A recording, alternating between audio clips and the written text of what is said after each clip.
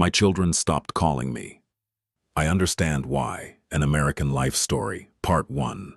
The silence. If I could travel back in time, I wouldn't change the big things first. I wouldn't undo the divorce or take back the words I said to my son on the porch in the rain.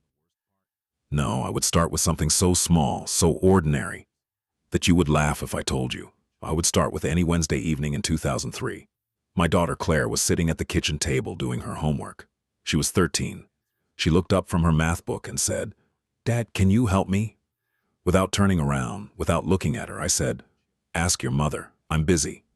That's all. 5 words. 5 words that took less than 2 seconds to say. But I've been thinking about those words for 20 years.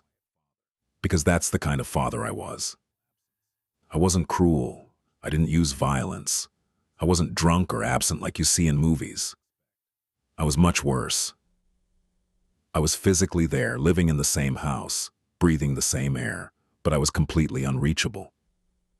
I was like a door with the lights on and the lock closed. My children grew up knocking on that door. And one by one, they stopped knocking. My name is Donald Ray Whitmore. I am 63 years old. I live alone in a house in Dayton, Ohio. A house I bought in 1994, when I still believed that square footage was the same thing as love. 4 bedrooms, 2.5 bathrooms, a finished basement with a pool table nobody plays, a backyard with a deck I built myself one summer, back when my hands were steady and my son Kevin was small enough to sit on my shoulders and hand me nails from a coffee can. That deck is warped now. The wood has gone gray. I keep saying I will fix it, but I never do. I think part of me likes it broken. It reminds me that things rot when you stop paying attention to them. I wake up every morning at 5:15. Not because I have anywhere to be. I have been retired for 3 years from the Dayton Municipal Water Authority, where I worked as a senior operations supervisor for 27 years. I wake up at 5:15 because my body does not know how to stop. It was trained for decades to get up, get moving, get to work. The alarm clock is gone. I threw it out the week I retired, but the habit lives inside me like a second heartbeat. So I get up.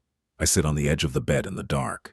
I listen to the house, and the house says nothing. That is the thing about living alone that nobody warns you about. It is not the loneliness that gets you. Loneliness is a word people use when they still believe the situation is temporary. What gets you is the silence. The specific, heavy, permanent silence of a home that used to have noise. Footsteps, arguments, television, a teenager's music coming through the ceiling, a wife calling from the kitchen, and now has none. The silence does not comfort you. It interrogates you. It sits across from you at the breakfast table and asks, "So, Donald, how did you end up here?" I make coffee every morning in the same mug. It is a white mug with a chip on the rim that says "Number 1 Dad" in red letters. Claire gave it to me for Father's Day when she was 9. I do not know why I still use it. Maybe because it is the last physical object in this house that suggests someone once thought of me with affection. The number 1 has faded to a pale pink. The handle is slightly loose. But I hold it every morning and I drink from it and I look out the kitchen window at the backyard, at that warped deck, at the old swing set that has not been touched in 15 years, and I think about my children. I have 2 children. Kevin is 38, Claire is 33. They're both alive, both healthy, both living their own lives in cities that are not Dayton. Kevin is in Portland, Oregon.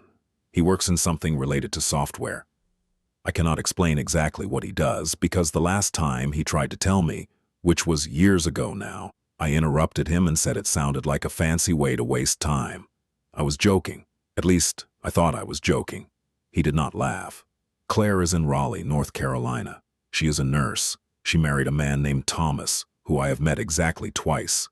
They have a daughter, my granddaughter, whose name is Lily. She is 4 years old. I have seen her 3 times. Once as a newborn, once at her first birthday, and once over a video call that lasted 6 minutes before the connection dropped and nobody called back. My children do not call me. They do not visit. They do not send birthday cards. They do not hate me, or at least I do not think they hate me. Hate requires energy, engagement, a fire still burning somewhere inside. What they feel, I believe, is something worse. They feel nothing. I have become a man they used to know. A man connected to a house they used to live in, a childhood they have processed and filed away, a chapter they have closed. And the thing that keeps me up at night, the thing that sits in my chest like a stone I cannot cough up, is that I understand why. I understand why they stopped calling.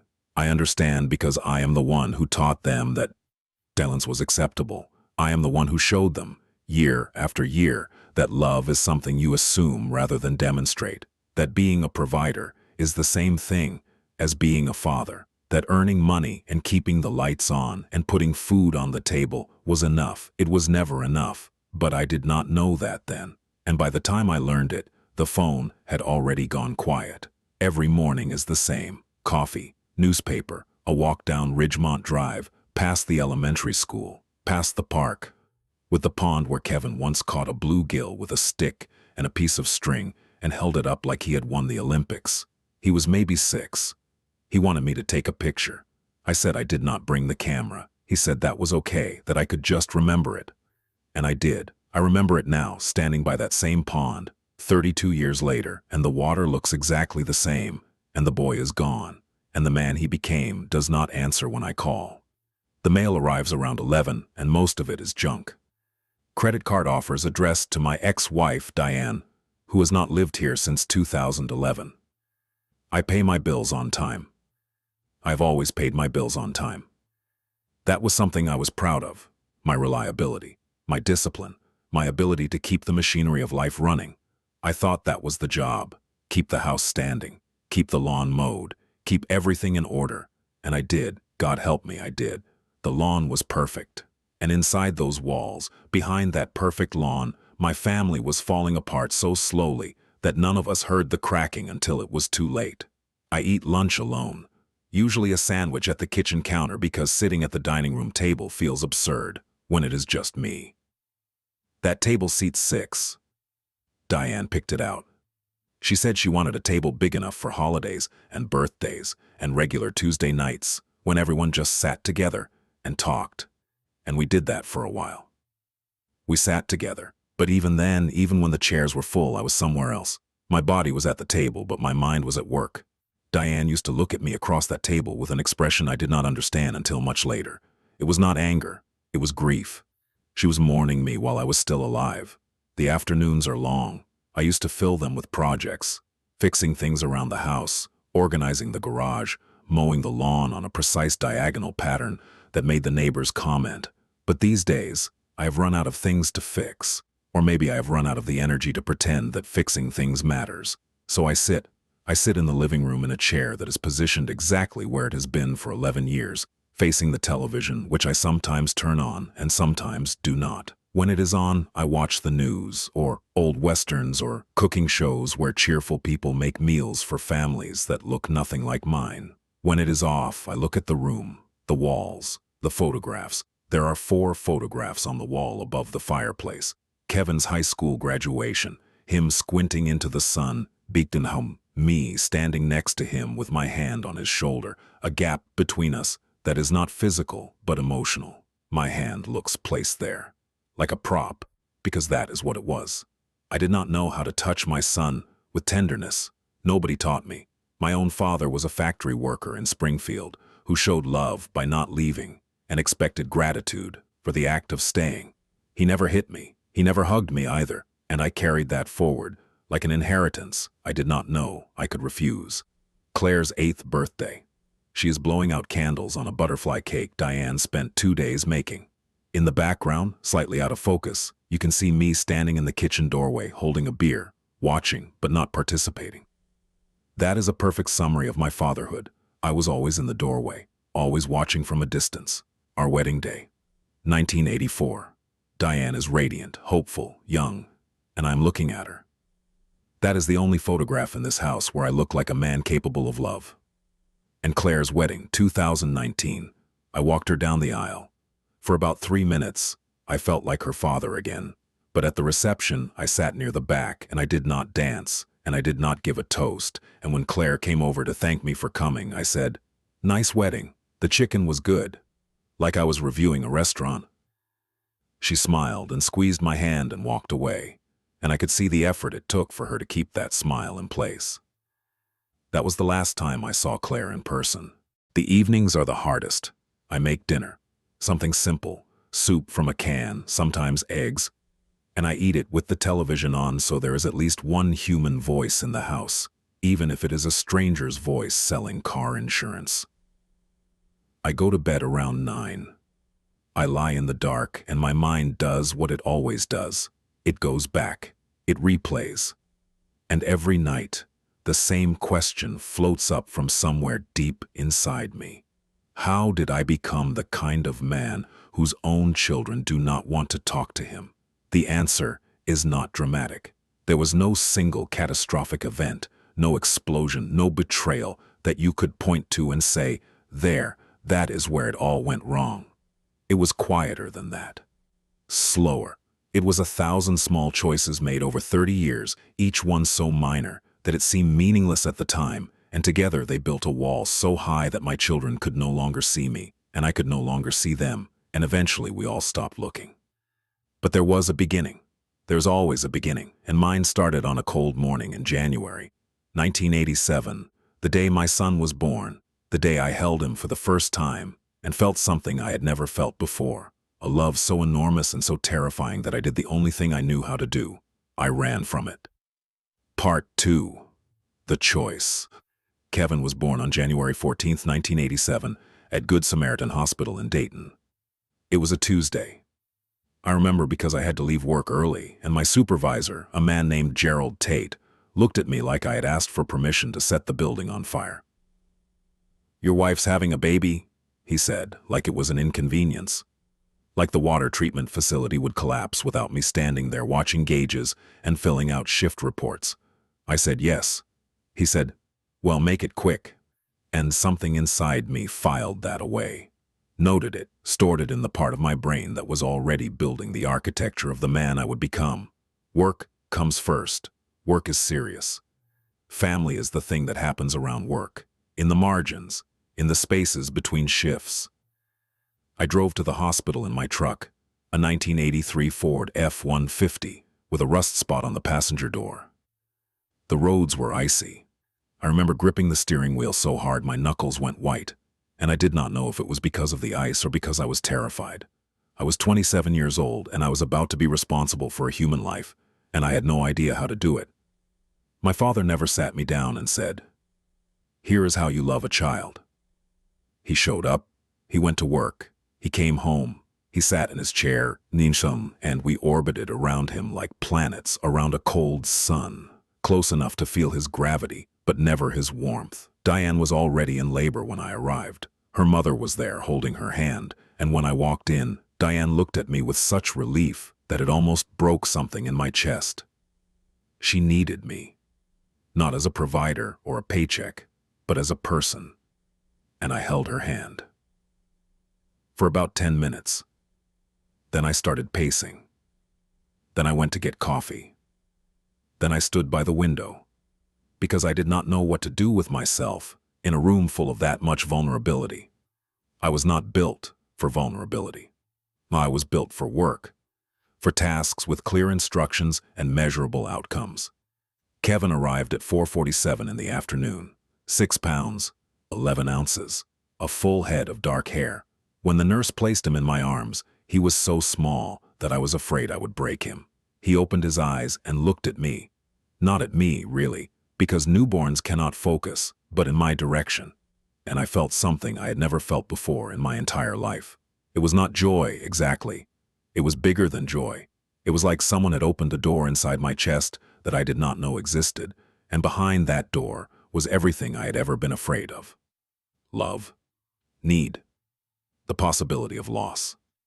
The knowledge that from this moment forward, there was a person in the world who depended on me completely, and I could either rise to meet that or I could fail in a way that would echo through his entire life. I held him for maybe 2 minutes. Then I handed him back to Diane and said, "He's perfect. I should call my mother." And I left the room to find a payphone. That was the first choice, the first tiny, invisible turning point. My son was 2 minutes old, and I had already chosen distance over presence, efficiency over feeling. The task, calling my mother, informing the family, checking the box. Over the moment, over the raw, terrifying, beautiful act of holding my child and letting myself feel what that meant. I did not understand it then. I did not understand it for years. But looking back from this chair, from this silence, I can see it with a clarity that makes my stomach turn. I was afraid. That is the truth underneath everything. I was afraid of that love because I did not know what to do with it. I had no template, no model, no example of a man who could be both strong and tender, both a provider and a presence. My father was one or the other, mostly the provider, rarely the presence. And I had absorbed his blueprint without questioning it. I thought that was what manhood looked like: stoic, busy, necessary, but not available. And I carried that into my marriage, into my fatherhood, into every relationship I ever had, like a suitcase full of stones that I refused to put down because I thought the weight was what made me a man, and the early years were not bad. I want to be honest about that. We were not miserable. We were a young family in a small Ohio house, trying to figure out how life worked. Diane stayed home with Kevin for the first 2 years, and I worked at the water authority, putting in my hours, learning the systems, moving up slowly. We had dinners together. We went to the park. We did the things families do, but even then, even in those early days, there was a pattern forming. I was physically present, but emotionally on standby. Like a machine in sleep mode, there, running, functional, but not really awake. Diane noticed before I did. She always noticed before I did. She would say things like, "You're here, but you're not here." And I would say, "What are you talking about? I'm sitting right next to you." And she would look at me with that expression, the one I later recognized as grief. And she would say, "Never mind." And I would feel a brief flicker of confusion, like she had spoken to me in a language I almost understood. And then I would turn back to the television or the newspaper or whatever task I had assigned myself. And the moment would pass, and I would tell myself that she was being emotional, that women were like that everything was fine. Everything was not fine. Claire was born in 1992. By then, I had been promoted twice and was working 60-hour weeks. I'd convinced myself that this was noble, sacrificing for my family. The long hours and missed dinners were proof of my love, expressed not in words or time, but in the deposit that hit our bank account every other Friday. When Claire was born, I was at work. Diane's sister drove her to the hospital. I arrived after the delivery. Claire was already wrapped up, already in the world. Diane looked at me, and this time the expression was not relief. It was resignation, the quiet understanding that this was who I was, a man who arrived late to the things that mattered. I held Claire for the first time in a hallway outside the delivery room. She was smaller than Kevin had been, quieter, and she had Diane's face. I felt that door in my chest open again, that same flood of love and terror, and I did the same thing I had done with Kevin. I held it for a moment, and then I closed the door and went to find the cafeteria because I had not eaten since morning. 2 children, 2 births, 2 chances to let myself feel something, and twice I walked away to complete a task instead. The years that followed were the years of the machine. I got up, I went to work, I came home, I ate dinner, I watched television, I went to bed. On weekends I mowed the lawn, fixed things, went to the hardware store, and occasionally attended a school event where I stood on the sidelines with my arms crossed, watching but not cheering. Kevin played soccer from ages 7 to 14. I went to maybe a third of his games. The ones I attended, I spent thinking about work. I cannot tell you what position he played. I think it was midfield, or maybe defense. The fact that I do not know tells you everything. Claire was in the school choir. She sang solos at the holiday concert. I went to one of them. She stepped up to the microphone and looked out into the audience, scanning for me. She found me. She smiled, and for a brief moment, I smiled back, and something connected between us, something real. Then my phone buzzed, a work email. I looked down, just for a second, but when I looked back up, Claire was singing, and she was not looking at me anymore. She was 10 years old, and she had already started learning the lesson I was teaching her without knowing it. Dad will look away. The turning point, the real one, the one that set everything in motion, came in the spring of 1998. Kevin was 11, Claire was 6, and Diane sat me down at the kitchen table one Sunday morning after the kids had gone outside to play, and she said something I had never heard her say before. "Donald, I am lonely." I remember the way she said it. Not angry, not accusing, just stating a fact, the way you might say, "It's raining," or "The milk is expired." A plain, simple observation about the state of things. She was lonely. She was married to me, living in the same house, sleeping in the same bed, and she was lonely. I should have heard her. I should have put down my coffee and looked at her and said, "Tell me more. Tell me what you need. Tell me how to fix this." But I did not, because I did not understand loneliness. Not hers, not mine, not anyone's. Loneliness was not a concept I had been taught to recognize or respond to. In my family, in my father's house, you did not talk about feelings. You did not name your emotional states. You worked, you provided, you endured. And if something inside you was broken, you ignored it until it healed, or until you forgot it was there. So when Diane said she was lonely, I said, "What do you mean? I'm right here." And she looked at me, that look, that grief, and she said, "That's the problem, Donald. You're right here, and I'm still alone." I did not know what to do with that. It did not compute. It was like she had handed me a tool I had never seen before and asked me to build something with it. So I did what I always did when I was confused or uncomfortable or afraid. I deflected. I said, "Diane, I work 60 hours a week so we can have this house, so the kids can have what they need. What more do you want from me?" She did not answer. She just stood up and walked to the sink and started washing dishes that were already clean. And I sat there, feeling vaguely right and deeply wrong at the same time, and I finished my coffee and went to the garage to organize my tools, because that was something I knew how to do. That conversation was the fork in the road. That was the moment where everything could have changed if I had been a different man. If I had been the man in that wedding photograph, the one with the open face and the soft eyes, I would have stood up and walked to that sink and put my arms around my wife and said, "I'm sorry, I don't know how to do this, but I want to learn." And maybe everything that followed would have been different. Maybe Kevin would call me on Sundays. Maybe Claire would send pictures of Lily. Maybe I would not be sitting in this chair, in this silence, writing a confession to no one. But I was not that man.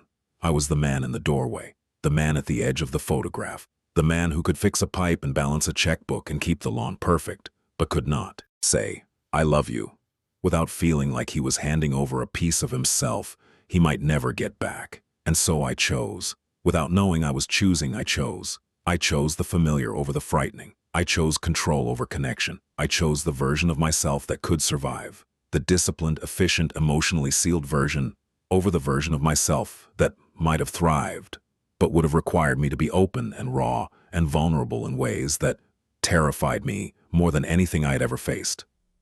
The choice was not made in a single moment. It was made every day, for years, in 1,000 small decisions. Every time I chose work over dinner, every time I chose the garage over the living room, every time I answered the phone instead of answering my daughter's question, every time I said later or not now or ask your mother, every time I walked past Kevin's bedroom door and heard him playing alone and kept walking, every time Diane reached for my hand in bed and I pretended to be asleep, I chose myself. Over and over and over, I chose myself. Not out of malice, not out of cruelty, out of fear, pure, stupid, unexamined fear. Fear of feeling too much, fear of being needed too deeply, fear of opening that door in my chest and finding out that the love behind it was so vast and so powerful that it would consume the careful, controlled life I had built. And so the wall grew, and my family learned to live on the other side of it. And eventually they stopped trying to climb over. I did not notice it happening. That is the cruelest part. I did not notice because I was busy. I was always busy. Busy with work, busy with the house, busy with the lawn, busy with projects that had no purpose other than to fill the space where intimacy should have been. I filled every moment with activity because stillness was dangerous. Stillness meant feeling. And feeling meant facing the truth. And the truth was too big, too heavy, too late. By the time Kevin was in high school, we barely spoke. Not because we fought. We rarely fought. But because we had nothing to say to each other. I had never learned who he was. I knew his grades, his schedule, his shoe size. I did not know his friends, his fears, his dreams, what he thought about when he stared out his bedroom window, what made him laugh, what kept him up at night. He was my son, and he was a stranger, and neither of us knew how to cross the distance between those two things. Claire was different. Claire kept trying. She had Diane's persistence, Diane's hope, Diane's stubborn belief that if she just tried hard enough, she could reach me. She would come into the living room and sit next to me on the couch and tell me about her day. School, friends, a book she was reading, a song she liked. And I would listen, or I would appear to listen, which is not the same thing. I would nod and say, "That's nice," and look at the television. And she would talk until the talking felt pointless, and then she would stop and stand up and go to her room. And every time she left, I would feel a small, sharp pain in my chest, like a pinprick, and I would ignore it because I had become an expert at ignoring pain. The choice I made, the choice to be closed instead of open, to be a provider instead of a father, to be present in body and absent in every way that mattered, was not the kind of choice you make once.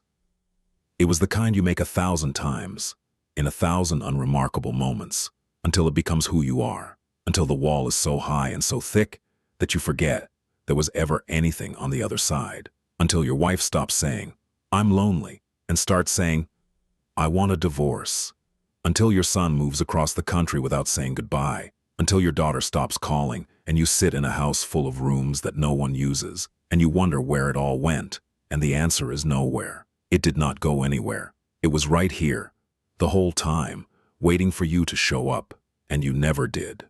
Part 3. The cost. From the outside, my life looked like a success. I want you to understand that. I want you to see what other people saw when they looked at Donald Ray Whitmore in the year 2000, 2005, 2010, because it is important for the story. It is important because the biggest regrets in life are not born from failure. They are born from success that is missing its center. Like a house with no foundation, it looks fine from the street. It looks solid, respectable, enviable, even, but inside, the floors are shifting, the cracks are spreading, and one day, without warning, the whole thing comes down. By the time I was 40, I was a senior supervisor at the Dayton Municipal Water Authority. I managed a team of 22 people. I had an office with a window. I had a pension building in the background like a quiet machine, growing fatter every year. I made good money. Not rich money, not executive money, but enough to pay the mortgage on a 4-bedroom house, drive a decent truck, put a little away for the kids' college funds, and feel, at the end of every month, like I had earned my place in the world. I had earned the right to sit in my chair and read my paper and eat my dinner in silence. I had earned the right to be left alone. The house on Maple Ridge was the crown jewel. We moved there in 1994. Diane loved it. The big kitchen, the yard, the fireplace, the bay window that let in light all afternoon. She said, "This is where we'll raise them, Donald. This is our home." And I said yes because the numbers worked and the school district was good. Those were my reasons. Numbers, equity. I did not say yes because of the way the light came through the bay window. The house became my project. Not the family inside it. The house itself. I built the deck. I finished the basement. Every weekend there was a project. I told myself this was love. This was how a man loves his family, by improving the container they live in. And Diane would watch me from the kitchen window as I measured and cut and hammered, and she would not say anything because she had learned that there was no point trying to compete with a 2x4 for my attention. The years went by. I want to say they flew by because that is what people say, but that is not how it felt. It did not feel fast. It felt like a slow, steady current pulling us forward, and we were all in the same river, but drifting apart, each of us moving toward our own bank and nobody swimming back to the middle. Kevin grew up quiet, not shy. Quiet, there is a difference. Shy is wanting to speak but being afraid. Quiet is deciding it is not worth the effort. Kevin decided early that speaking to me was not worth the effort because I did not listen, or I listened with half an ear and then redirected the conversation towards something practical. He would start telling me about a movie he saw, and I would ask if he had finished his homework.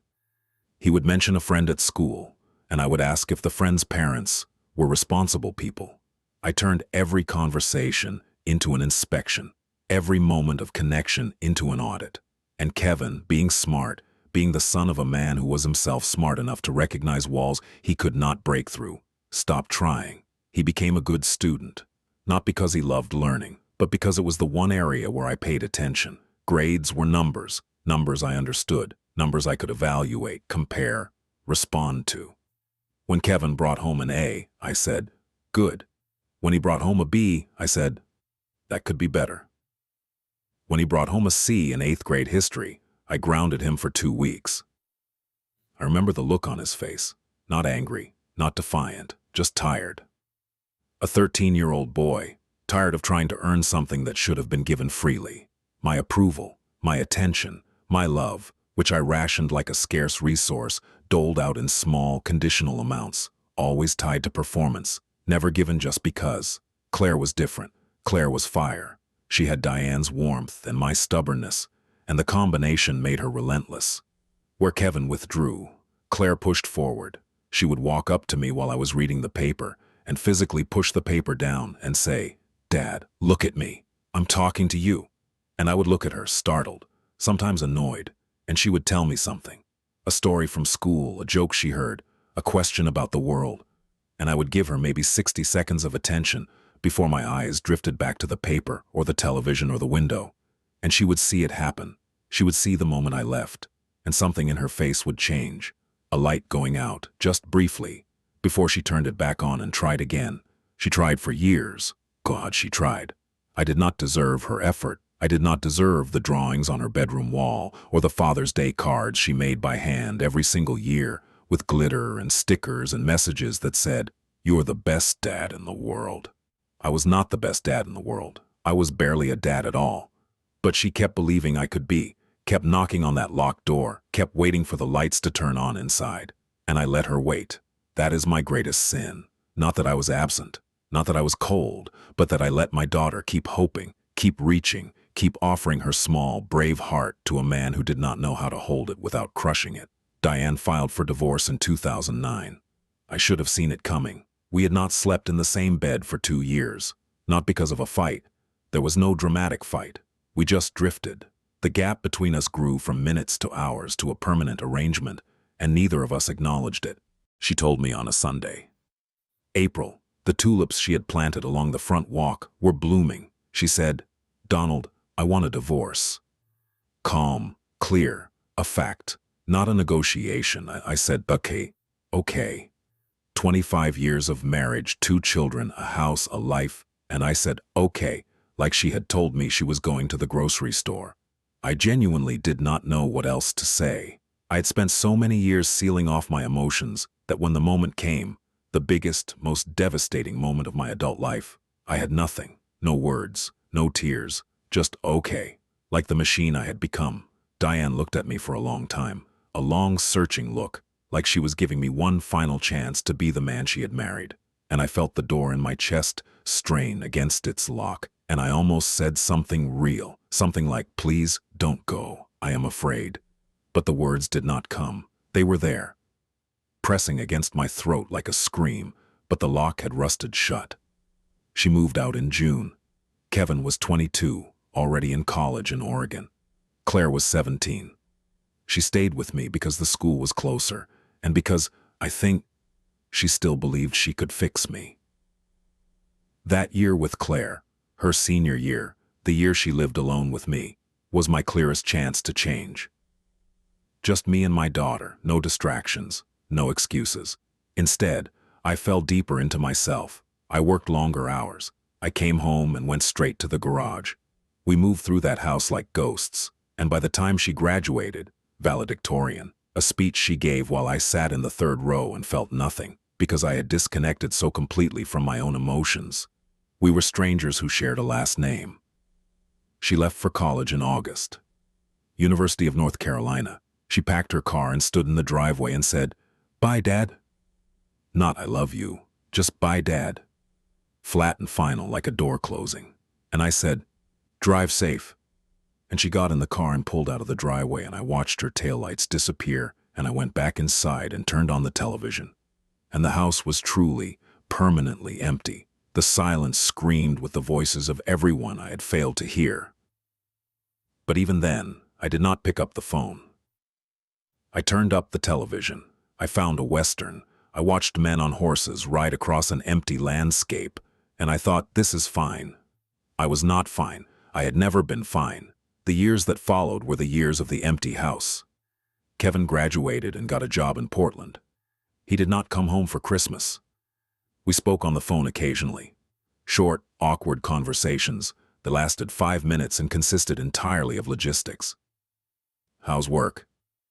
"Fine. Fine." The word became a wall. Claire called more often at first. Every few weeks, then every month, then every other month, each call shorter than the last. She would try to tell me about her life, and I would respond with my usual inventory of uselessness. "That's nice. Good. Okay." Eventually the calls stopped, not suddenly. The calls just spaced further and further apart, like the heartbeat of something dying, until one day I realized I could not remember the last time I had heard my daughter's voice. I retired in 2020. I thought retirement would feel like freedom. Instead, it felt like the last wall had fallen. Work had been my final excuse. Without it, I had nothing to hide behind. Just me and the house and the question I had been outrunning for 40 years. Who am I, if I am not the man who provides? The answer was not much. Once, about a year after I retired, I drove past Kevin's old elementary school. It was a Saturday, and there was a soccer game happening on the field behind the building. Little kids, 7 or 8 years old, running around in oversized jerseys, chasing the ball with that joyful, chaotic energy that only children have. And on the sidelines, parents were cheering, fathers were cheering. They were standing there with their arms raised, shouting their children's names, jumping up and down when someone scored. And they looked, I do not know how to describe it, they looked like they were exactly where they were supposed to be. Like there was nowhere else in the world they would rather be than on that sideline, watching their child run. I sat in my truck in the parking lot, and I watched for a long time. And something cracked. Not broke, cracked. A thin fissure running through the wall I had spent a lifetime building. And through that crack, a memory leaked out. Kevin, 8 years old, standing on a soccer field in a red jersey, with the number 9 on the back, looking over his shoulder at the sideline, looking for me, and I was not there. I was at work, or I was at the house, or I was somewhere else, anywhere else, doing something that seemed important and was not. The immensity of it. All those years, all those games, all those evenings and mornings and ordinary moments that I had traded for overtime and lawn care and a perfectly organized garage. All those times my children had looked for me and I was not there. I drove home. I sat in my chair. I did not turn on the television. I sat in the silence and I let it speak. And for the first time in my life, I listened. Part 4. The realization. There is a moment, and I think most people who have lived long enough will recognize this, when you stop looking forward and start looking back. It does not happen on a schedule. It is not triggered by a birthday or a retirement party or a doctor's appointment, though it can be. For me, it happened on an ordinary evening in February 2022, and the trigger was so mundane, so absurdly small, that it almost does not deserve to be part of this story. But it is. Because life's biggest revelations do not arrive with trumpets. They arrive with a phone that does not ring. It was a Wednesday. I had eaten dinner, chicken soup from a can, the store brand kind, with crackers on the side, and I was sitting in my chair in the living room, and the television was on, and I was not watching it. I was staring at my phone. It was lying on the arm of the chair. Face up, the screen dark. And I was waiting, not for a specific call, not for any particular person, just waiting for it to light up, waiting for it to buzz, waiting for someone, anyone, to reach through that screen and remind me that I existed, that I was still here, that I had not yet been forgotten entirely. It did not ring, it had not rung. With a personal call, not a telemarketer, or a robocall, or a reminder from the dentist. In 17 days. I knew this because I had started counting, not intentionally. It was not a conscious decision to track the silence. It was more like the silence had become so conspicuous, so heavy, that my mind had started measuring it the way you measure a storm. How long has it been? How much longer will it last? Is it getting worse? 17 days. No call from Kevin. No call from Claire. No call from Diane, who I had not spoken to in over a year. No call from the few remaining acquaintances I had from work, men I had spent decades alongside, men whose retirement parties I had attended, men who had promised to keep in touch with that American cheerfulness that means nothing and costs nothing and is worth exactly what it costs. No call from my brother Ray, who lived in Indianapolis and who I had not seen in 3 years because neither of us could figure out what we would talk about if we did. 17 days of silence. And on that Wednesday evening, sitting in my chair with my cold soup and my dead phone and the television murmuring about something I did not care about, I felt it. The full weight of what I had done, not what had been done to me. I was not a victim, had never been a victim. But what I had done, the choices I had made, the walls I had built, the doors I had closed, the people I had trained to stop needing me. I had spent 40 years teaching the people I loved that I was unavailable, and they had learned the lesson perfectly, and now, here I was, alone with the curriculum, and there was nobody left to teach. I picked up the phone, I scrolled to Kevin's name, I stared at it, his full name in my contacts, Kevin D. Whitmore. The D stood for Donald. My son was named after me. Diane had wanted that, and I had agreed, and now his name in my phone was like a mirror I could not bear to look into. I thought about calling him. I rehearsed it in my head. Hey, Kevin, it's Dad. Just calling to say hi. How are you? How's Portland? How's your life that I know nothing about because I never asked? I did not call. I put the phone down. I turned off the television, and I sat in the dark in the silence that I had created. And for the first time, I did not try to escape it. I did not reach for a project or a newspaper or a task. I just sat in it.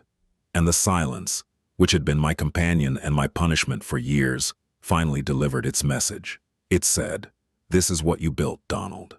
This is the house your choices constructed, not the one on Maple Ridge with the 4 bedrooms and the perfect lawn. This one, the invisible one, the one made of all the moments you missed, all the words you did not say, all the hands you did not hold. This is where you live now." And there is no one coming to visit. I tried calling Kevin the next day. He did not answer. I left a voicemail. The first voicemail I had left him in years. And my voice sounded strange to me, thin and old and uncertain, like a man who had forgotten how to form sentences that were not commands or evaluations. I said, "Kevin, it's your father, just calling to check in. Give me a call when you get a chance." Short, efficient, businesslike. Even in my attempt to reach out, I could not shed the armor. I could not say what I actually meant, which was, "Kevin, I am alone. I am scared. I miss you. I do not know how to be the father you needed, and I am sorry. And I know sorry is not enough, but it is all I have, and I am offering it to you now, late and small and imperfect, because that is what I am. Late and small and imperfect." He did not call back for 4 days. When he did, the conversation lasted 8 minutes. I know because I looked at the call log afterward. 8 minutes. In those 8 minutes, we covered the weather in Portland. Rain. The weather in Dayton. Cold. His job, fine. My health, fine. And then a long pause. Maybe 10 seconds, which does not sound like much, but feels like an eternity when you are on the phone with your estranged son. And then he said, "Well, I should get going, Dad." And I said, "Okay, take care of yourself." And he said, "You too." And the line went dead. 8 minutes.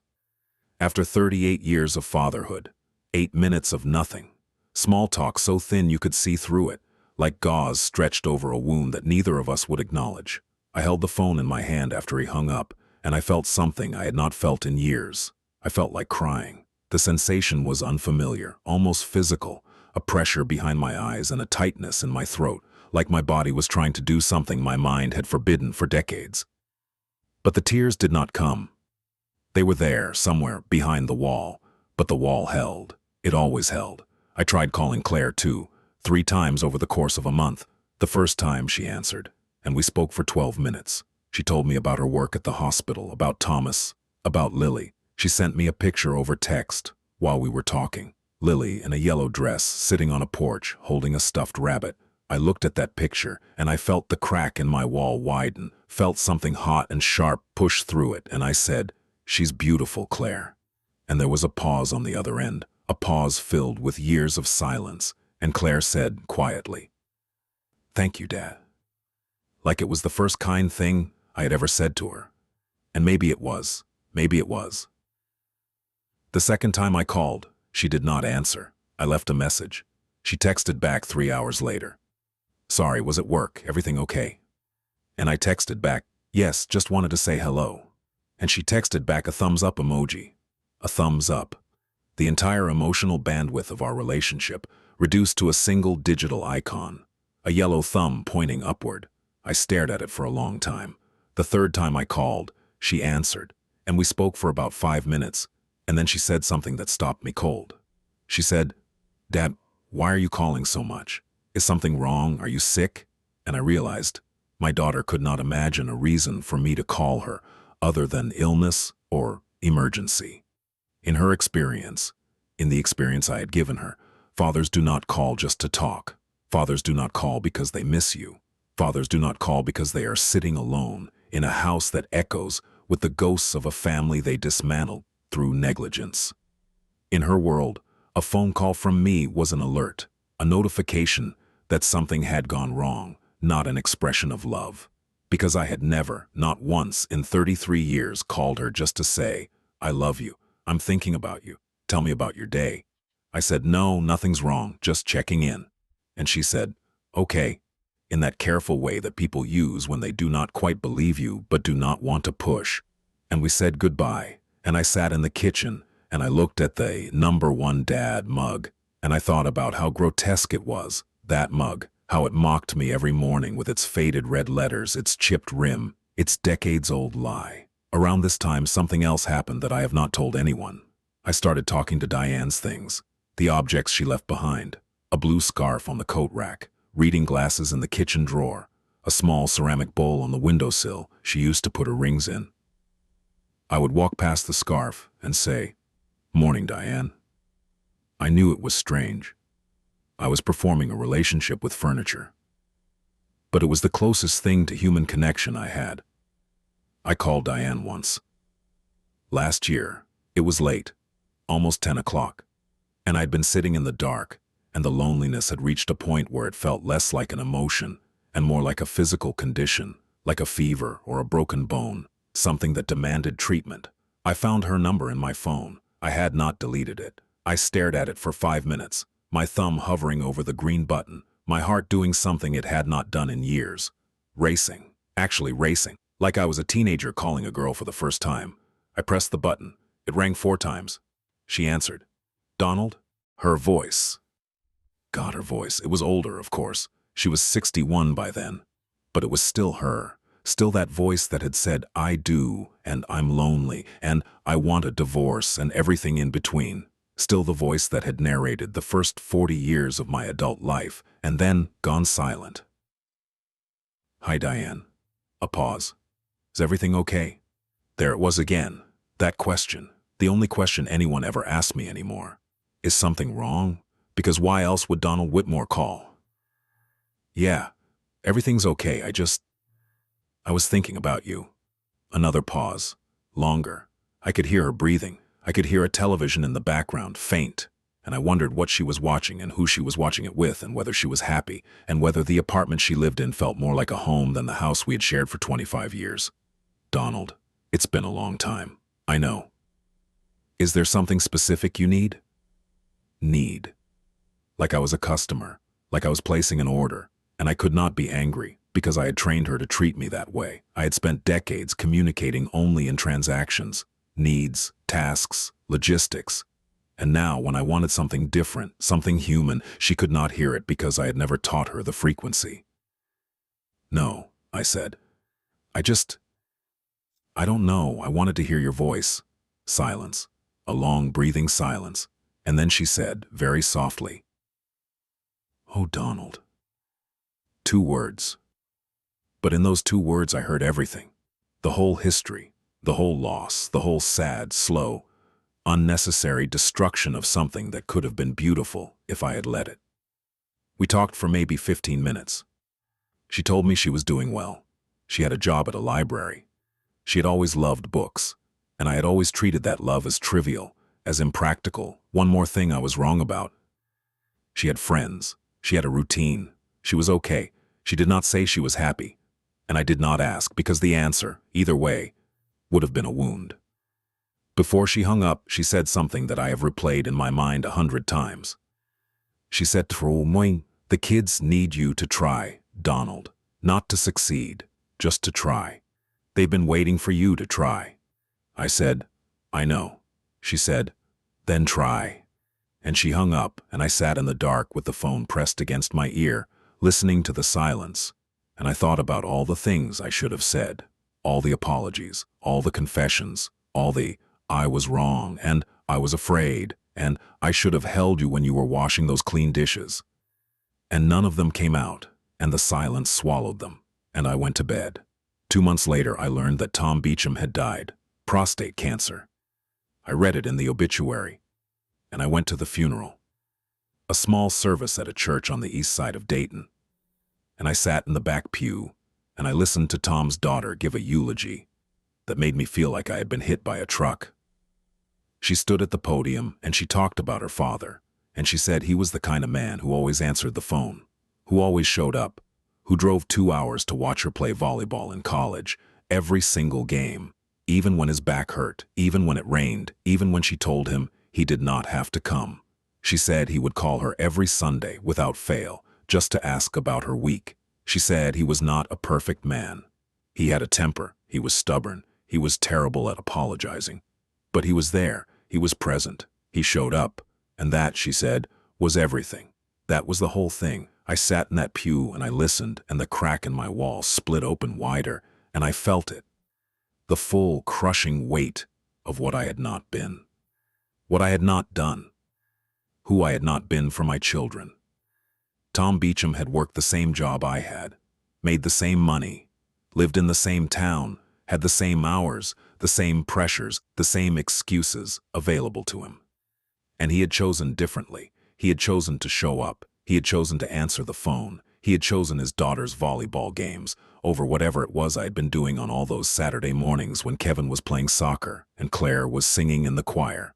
I drove home from the funeral and I sat in the driveway for a long time, engine off, staring at the house. My house, the house I had maintained so perfectly, the house with the warped deck and the unused rooms and the swing set, no one touched. And I thought, who will give a eulogy for me? Who will stand at a podium and talk about the man I was? And what will they say? He paid his bills on time. He kept the lawn mowed. He was always fine. That is what they will say. That is all they will say. Because that is all I gave them. I thought about something else that afternoon, something that has not left me since. I thought about memory, about what we are, really, when you strip away the job and the house and the possessions and the routines. We are what other people remember. We are the stories they tell about us, the moments they carry, the impressions we leave. And when I am gone, when this body finally gives out and the house is sold and the lawn grows wild, the memories my children carry of me will be the only proof that I existed. And those memories, I realized, are not good ones.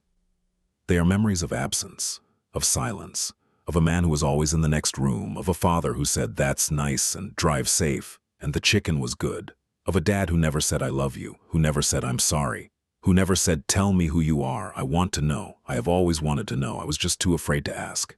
I am afraid now, but the fear has changed. It is no longer the fear of feeling too much, it is the fear of dying without having felt enough, the fear that I will reach the end. And the end is closer now than it has ever been. I can feel it in my bones, in my knees, in the way my breath catches on cold mornings. And I will look back and see nothing but a perfectly maintained house, and a perfectly silent phone, and a perfectly wasted life. And the worst part, the part that keeps me up at night, is that it is probably too late. Not definitely. Diane said try. She said they are waiting for me to try. But waiting has a shelf life. People wait, and then they stop. My children have already stopped. They are not angry. They are not hurt. They have processed their childhoods, made their peace, built their lives around the father-shaped hole I left in them. They have learned to live without me. And now, when I call, they are polite. They are kind. They answer the question, and they ask the question, and they say goodbye, and none of it is unkind, but all of it is hollow. All of it is the sound of people who have let go. I cannot blame them. I understand them. I understand.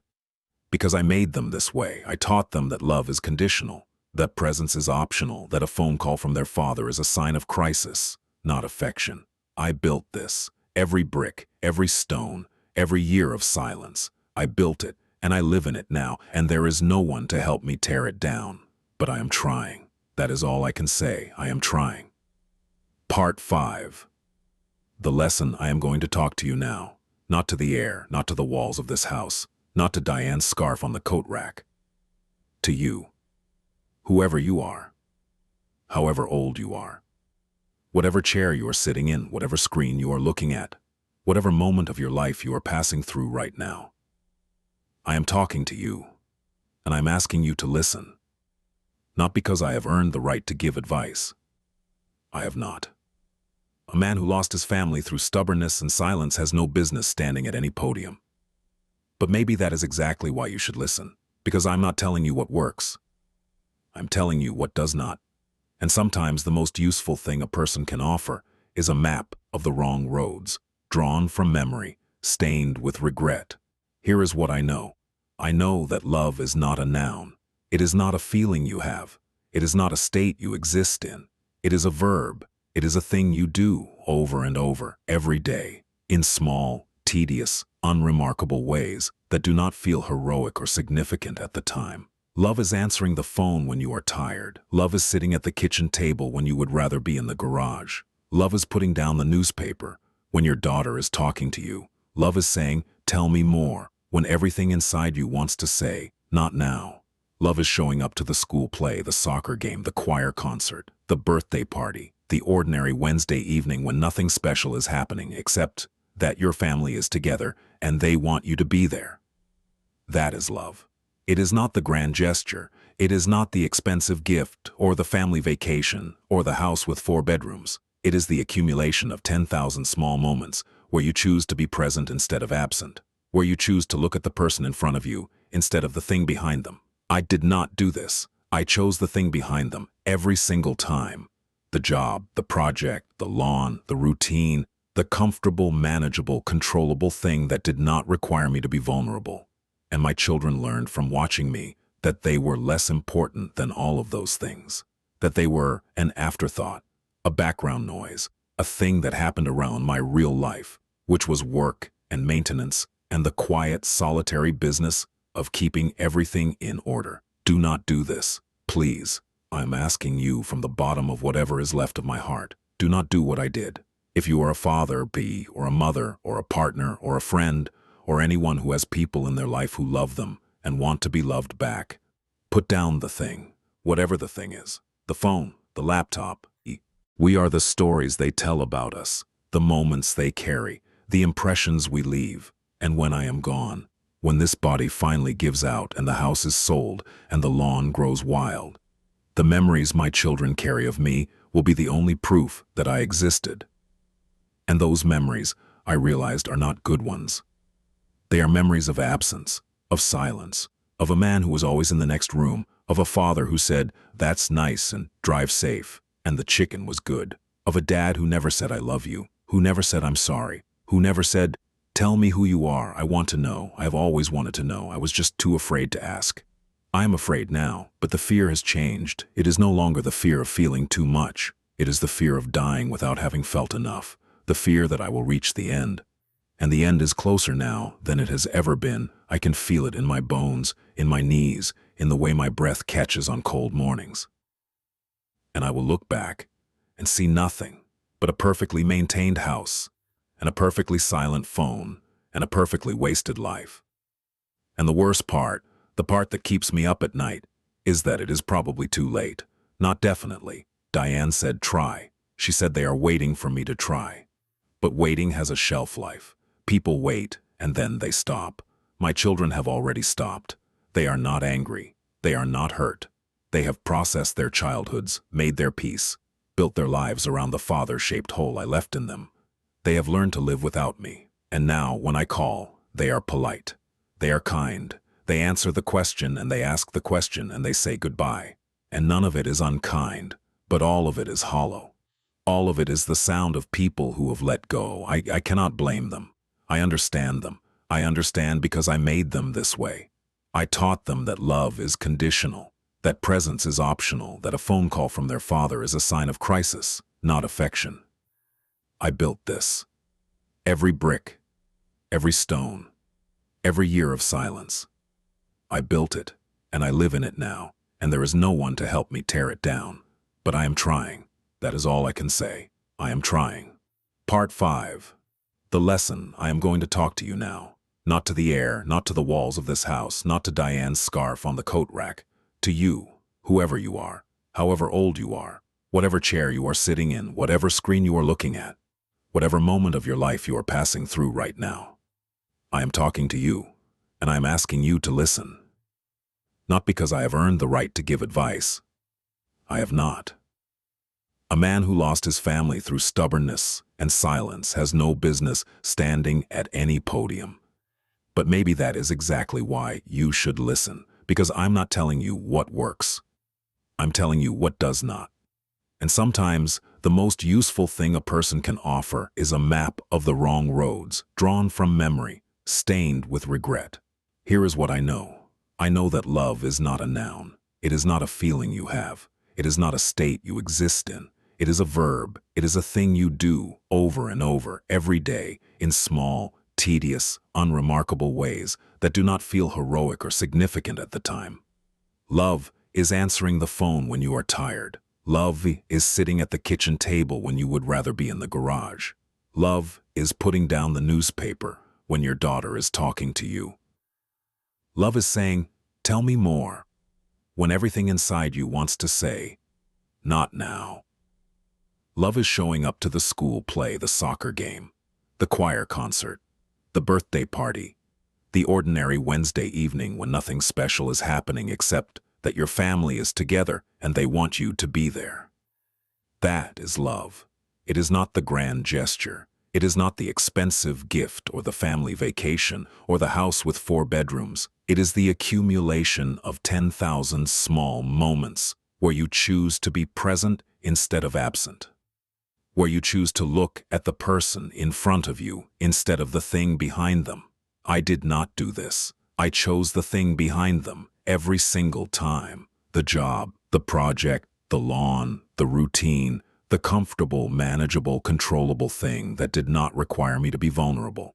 And my children learned, from watching me, that they were less important than all of those things, that they were an afterthought, a background noise, a thing that happened around my real life, which was work and maintenance and the quiet, solitary business of keeping everything in order. Do not do this, please. I am asking you from the bottom of whatever is left of my heart.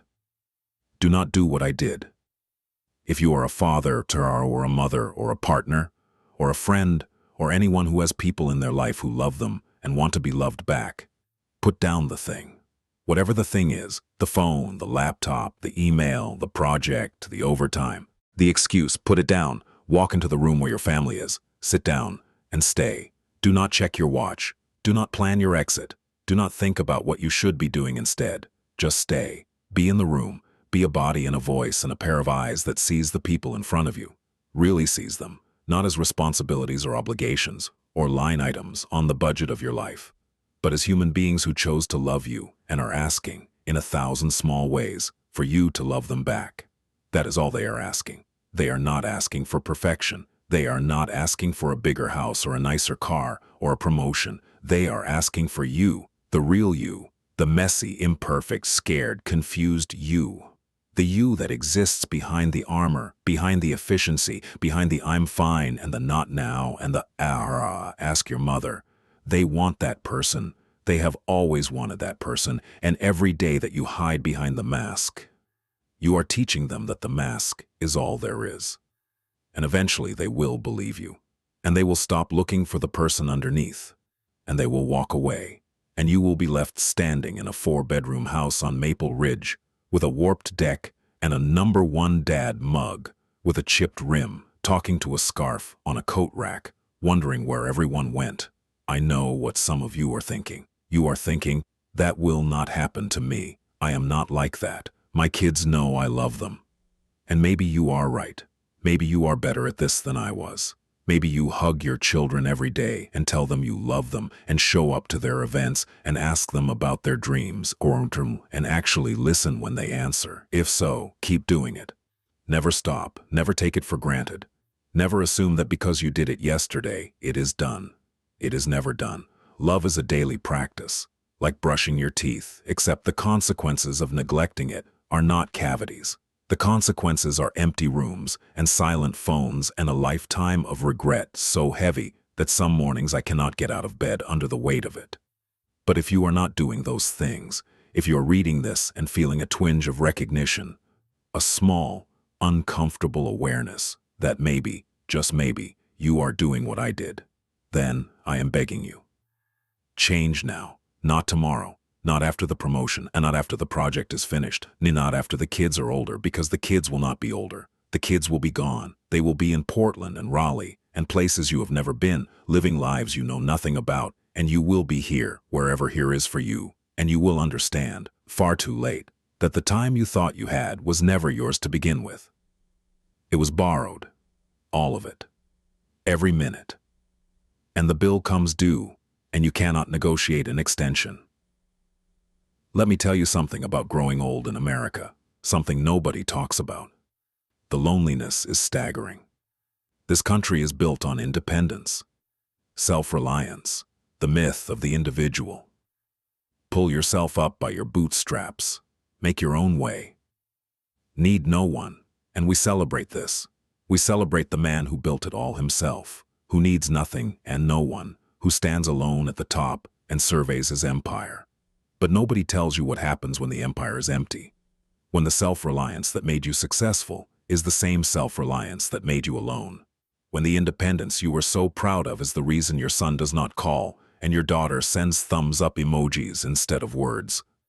I was that man, the self-reliant man, the man who needed no one, and now I need everyone, and everyone is gone, and the bootstraps I pulled myself up by are frayed and useless, and there is no one left to impress, and no one left to provide for, and no mirror left that reflects anything but an old man in a chair, drinking coffee from a mug that lies to him every morning. I want to tell you about last Thanksgiving, not because it is a dramatic story. There is no drama in it, which is exactly the point. Last Thanksgiving, I was alone. Kevin was in Portland with friends. Claire was in Raleigh with Thomas and Lily. I was in Dayton with a frozen turkey dinner from the grocery store and a football game I did not care about. I heated the turkey dinner in the microwave, and I ate it at the kitchen table, at the table that seats 6, in the chair I always sit in, facing the window.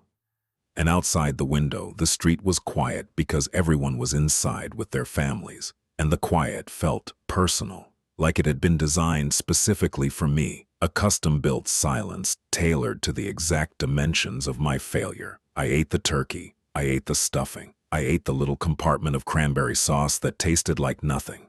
And when I was done, I washed the plastic tray and the fork and I put them in the drying rack. And I stood at the sink and I looked at my reflection in the kitchen window. It was dark outside by then, and the window had become a mirror. And I saw an old man, not the man I had been, not the supervisor, not the provider, not the homeowner, not the father, just an old man standing at a sink in an empty house on a holiday that was built for families, holding a clean fork with nothing left to do and nowhere left to go. And I thought about Claire's daughter, about Lily, about a 4-year-old girl in a yellow dress holding a stuffed rabbit, a girl who shares my blood and my name and who does not know me, who will grow up without knowing me, who will one day ask her mother, "Did I have a grandpa on your side?" And Claire will say, "Yes, he lived in Ohio." Past tense. Even if I am still alive when that question is asked, it will be past tense, because I am already a memory to them, a fading one, a photograph on a wall in a house they will never visit again. That is the cost. That is what I paid. Not with money. I have enough money, the pension is fine, the house is paid off, the bills are covered. But with time, with presence, with the irreplaceable, non-refundable currency of human connection that I spent on overtime and lawn care and ego and fear. I spent it all, and the account is empty, and there is no way to earn it back. But I am trying. I said that before, and I will say it again, because it is the only thing I have left. I am trying. I wrote Kevin a letter last month, a real letter on paper, in an envelope, with a stamp. I wrote it at the kitchen table, and it took me 4 hours because I kept starting over, kept crossing things out, kept trying to find the right words, and eventually I realized there are no right words. There are only honest words. So I wrote this. Kevin, I was not the father you deserved. I was the father I knew how to be, and that was not enough. I'm sorry, not for a specific thing. For everything, for all of it, for the whole 38 years. I do not expect forgiveness. I do not expect a phone call. I just wanted you to know that I know what I did. I know what I missed. And I know it was my fault, your father, Donald. I mailed it on a Monday. I do not know if he received it. I do not know if he read it. He has not responded. Maybe he will. Maybe he will not. Either way, I sent it. I reached across the wall. I tried. I wrote Claire a letter too, shorter, because with Claire the words came easier, or maybe the guilt came harder. I'm not sure. I wrote, Claire, you tried so hard to reach me. For so many years, you kept trying. I want you to know that I noticed, even when I did not show it. Every drawing, every card, every time you pushed the newspaper down and said, Dad, look at me. I saw you. I always saw you. I just did not know how to say it. I was wrong. You deserved better. Lily deserves better. I am sorry. She texted me 3 days later. Just one line. I got your letter, Dad. Thank you. No thumbs up emoji this time. Just words. Simple, human words. And I held my phone and I read that sentence over and over, and I felt the door in my chest. The one I had locked so long ago. The one that held everything I was afraid to feel. I felt it creak. Not open, not yet, but creak. Like something on the other side was pressing against it, testing it, asking if it was finally time. I do not know if my children will come back to me. I do not know if Kevin will call, or if Claire will visit, or if I will ever hold Lily in my arms and tell her about her grandmother, about the way Diane used to laugh in the kitchen, about the tulips she planted every spring, about the butterfly cake she spent 2 days making. I do not know. The ending of this story has not been written. It may never be written. Some stories do not end with reconciliation. Some stories end with a man in a chair, trying, and the trying being the whole point. But here is what I want to leave you with. Here is the thing I wish someone had told me when I was 30, 40, 50. When there was still time. When the road ahead was longer than the road behind. When the phone still rang and the chairs were still full. And the house was still loud, with the noise of a family that wanted me to be part of it. You do not have to be perfect. You just have to be there. That is it, the whole lesson. The distillation of 63 years of living and 40 years of failing and 3 years of sitting in a chair, wondering where it all went. You do not have to be the best father or the best mother or the best husband or the best anything. You do not have to have all the answers or all the money or all the right words at the right time. You just have to show up. You have to sit down. You have to stay. You have to look at the people who love you and let them see you. The real you, the scared and confused and imperfect you. And you have to trust that they will love you anyway, because they will. They are trying to. They have been trying to your whole life. All you have to do is let them. I did not let them. And now I sit in a house with 4 bedrooms and 1 occupied chair, and I drink from a mug that says "Number 1 Dad." And I know it is a lie, but I drink from it anyway because it is the only evidence I have that I was once loved, and I am terrified that if I put it down, the last trace of that love will disappear, and I will be truly, completely, irreversibly alone. The clock on the kitchen wall ticks. It is the loudest thing in the house. I can hear it from every room, in every silence, during every long evening and early morning. It ticks, and each tick is a second I cannot get back, a moment passing, a piece of time falling through my fingers like sand. And I sit here, and I listen, and I think about the people I love, the people I failed, the people I am trying to reach across years of silence and walls of my own construction.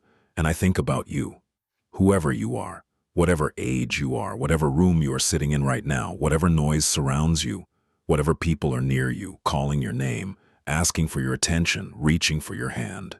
Answer them, look at them, hold them, tell them, do not wait, do not end up in this chair.